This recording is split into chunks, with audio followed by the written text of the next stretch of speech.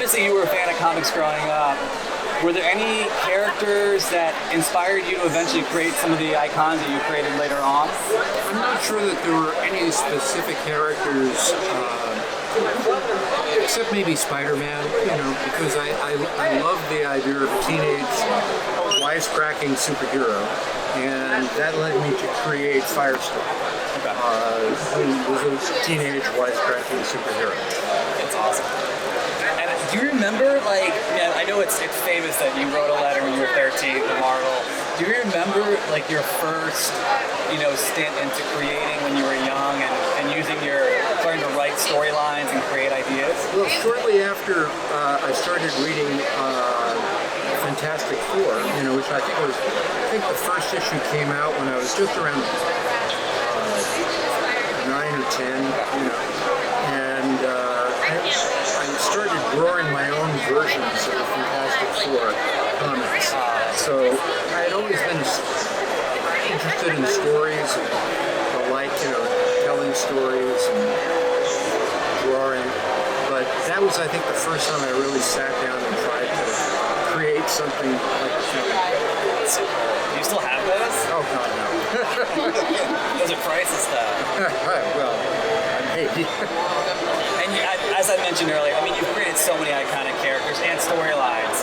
Is there any that stick out in your head that were some favorites that maybe just the way they came together or, what you put into the character? Well, I really, obviously the death of Gwen Stacy story, is something I'm particularly proud of because of how it came together, and I have no idea how that happened. And I was very happy with the run that I did on Justice League, for many years, and enjoyed doing that. And proud also of the work I did on Web of Spider-Man and Spectacular Spider-Man in the Tombstone arc. I used to have all those. Yeah. So, there have been various things over the years, various storylines over the years. And me personally, I'm a huge Punisher fan, obviously. How did that come together, and what do you remember about creating that character? And why do you think it resonates with so many fans until today?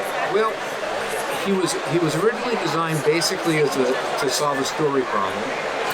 I wanted to introduce this character to Jackal, who was going to be a major figure fighting Spider-Man over, and interfering with Spider-Man's life over 5 or 6 issues. And one of the ways you can make a new character seem important is by giving him an interesting henchman that introduces him, in effect.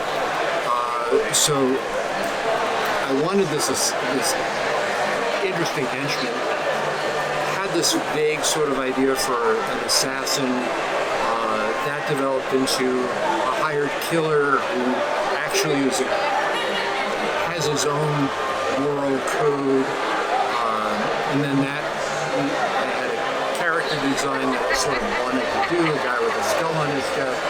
John Romita developed that into the great iconic costume that he had, and then that looked so good we had to come up with a good name for the character, and Stan gave us the name, and then push came to shove. As you're writing the story, it takes on a life of its own.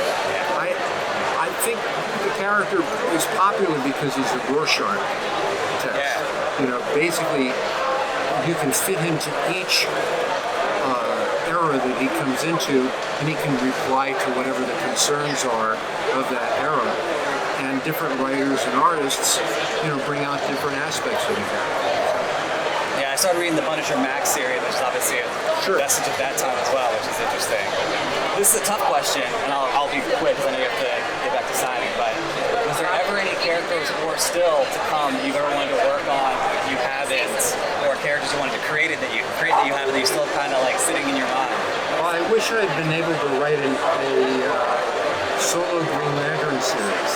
I always loved Green Lantern from the time I was a kid, but I got to write him in Justice League, but never got to write a solo series with Green Lantern, which I would have liked. Hal Jordan Green Lantern. And then the last thing, before, you made a really successful transition also into TV writing as well, and that's